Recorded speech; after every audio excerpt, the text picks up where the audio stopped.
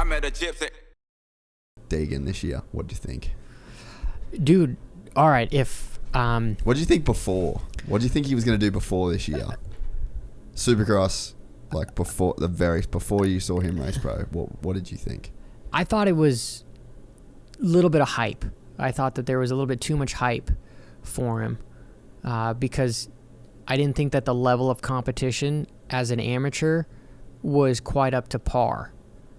But that was my own ignorance because he's definitely stepped up and he's done it with some spunk for sure. He's created drama. I think he's got a lot of growing to still do. And if I'm being...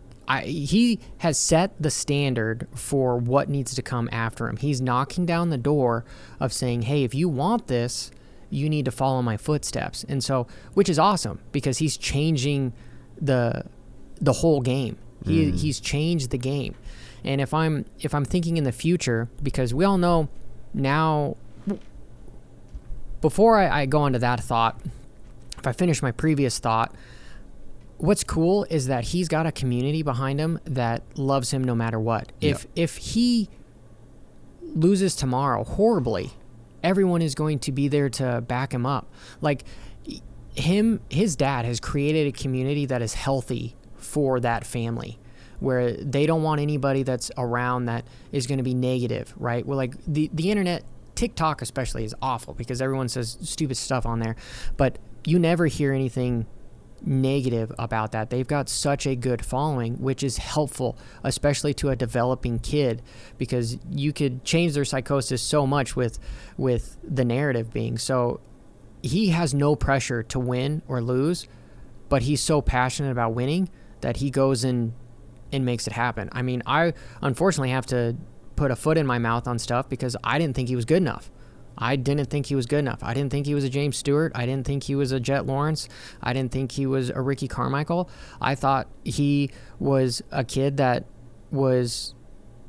had better resources than the next guy and was taking advantage of it. But I was proven wrong, and I'm happy that I was proven wrong.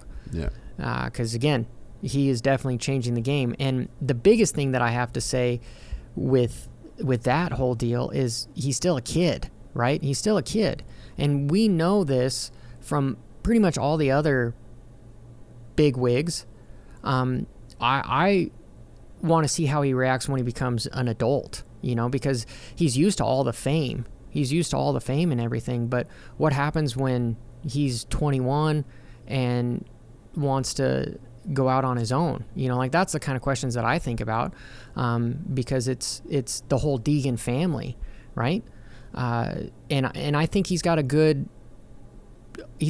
enough good people behind him that he's going to be successful from whatever he does. I mean, look at his sister. Is kind of broken away from the whole Deegan, and now she's got a massive following that has helped out. And I think what Brian has done a really good job with is he's setting them up to be their own person and have their own brand. Yeah, exactly. He's done a good job setting himself up. Yeah. But he's also giving it to them in order to be successful as well. Yeah. Right? And you cannot help but feel jealous for the opportunities that he has given them, right?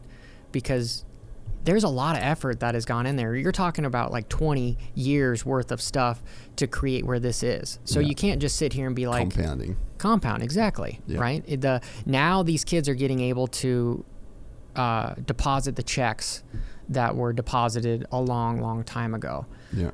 But I do think that they have so much influence, they could get away with more than anyone coming forward, right? Regardless if it's healthy or not, I think just because of what the brand is and the sport needing them, like they are in a position of power where they have got the high ground. So why would you settle for something smaller if you can literally be like, no, I don't want it anymore?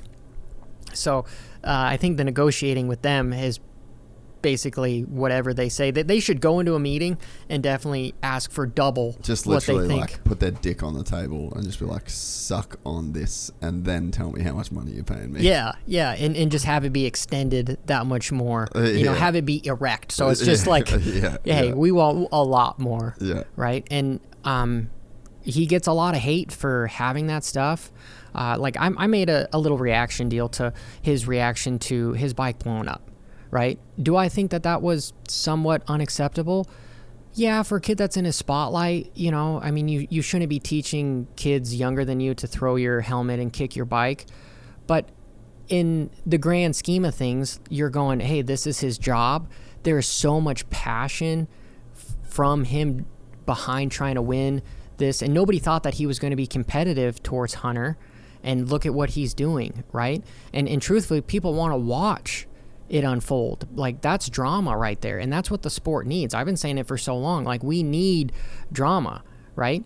And the only thing that I ask from Deegan is like learning from his mistakes and being willing to change it in the future, right? If you see it more and more, I'm going to be a little bit disappointed. But if I constantly see him improving, not just on the track, but as a person, I'm totally stoked for him. And next time I'm at a race, I want his autograph. Yeah.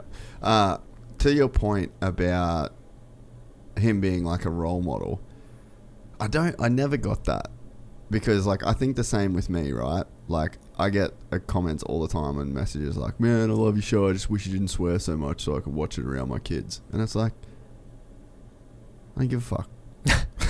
But because your kid's going to be 35 one day just like me, and they're probably going to swear, and it's like, okay, let's just break this down. I am a role model of what not to do, if that's what you believe. If you believe that Deegan's wrong to kick his bike and to throw his helmet, then he's a role model of what not to do. A role model for what to do and what not to do are the same fucking thing. It's just the lens at which you're looking at them through. Like, you can look at me as a negative role model. Like, tell your kid, like, go, oh, I'm going to put this podcast on. Listen to when he swears. See the way that it makes you feel. Like, it's not very cool, you know? Like, I don't think it's cool. And you're going to sound like him if you talk like him. And, you know, that's how people are going to think. You can just use me. Literally use me in all my fucked up swearing, whatever. And tell your kid not to be like that. So it's like, that's just as good of a role model, but on the opposite side of the coin. You're right. You're right. Because honestly, it's putting pressure of parents not being parents. Yeah. Because it's the parents' responsibility to make sure they go, hey, did you see what Johnny Hopper or Jay said? Yeah. Do not do that. But did and you not see even what he that. did? Tell them why. And then if they believe you, then they'll believe you. Well, in the burden of it should, like, I think everyone always has the burden of education. Like, if you tell your kid something, don't do that. Like, you can't do that because it's wrong. Well, why? Why is it wrong? If you can explain to a kid why something is wrong to a way that they then believe you, job done. That's education. Like, you've changed. So now no matter what happens, you don't have to relearn things that you believe over and over and over and over and over. So you're so right. It's like, it's on the parent to educate. And you can't just saying to a kid, don't swear. It's fucking... Yeah, why? Yeah. Then you're setting yourself up for failure. Like, it's... And then you don't want to be a lazy parent that just goes like, see Ryan Dungey? That's who you want to be like. That's lazy parenting. You know, like that. Why? What does he do special? You know what I mean? So I personally believe that there's no good or bad role models. Everyone's a role model. It's just, it's the education that you attach to it. And then it's like, does whoever you're trying to teach believe what you're saying? Because I got told a lot of shit when I was a kid. I didn't fucking believe it. Guess what? Tons of it turned out not to be true. You know what I mean? So it's like, it's all about education and making somebody believe what you believe. And it's like, there's no bad, or there is like good and bad ideas, but everything is just a good or bad idea. It's just like, do you believe it to be good or do you believe it to be bad, you know?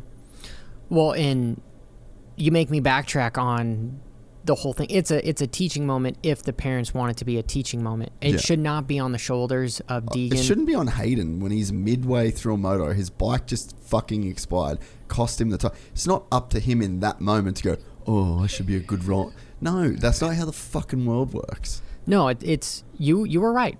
You are 100% right. I was being a little biased with my analogy. Do I think like, hey, that's an expensive bike and that's an expensive helmet and everything? No, it's not.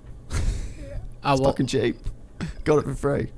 Yeah, well, for him, absolutely. Yeah. But it's the perception, right? Yeah. That's what we're talking about, is the perception. So when I'm sitting here with my daughter, I'm like, this is the reasons why we don't, this stuff's expensive, but it's a totally different perception than what he's going through in that moment. It's a completely different story. And so it's not even on par to compare it's not even fair to compare the two. Yeah, exactly. And if your kid gets a helmet and smacks it on the ground versus Hayden Deegan doing it in that, like, it's all context dependent. Like, if a kid just walks to the shed, grabs his helmet, smashes it on the ground just to be a little asshole, then, like, that's wrong, bro. You know what I mean? But even my kid, if it was like, if my kid's in Hayden's position and I know the work that he's put in and I know that what he's put on the line and I know the hours and he smashes his helmet, kicks his bike, is that if I had him relive that moment over again, would, like, you hope that he did it differently again?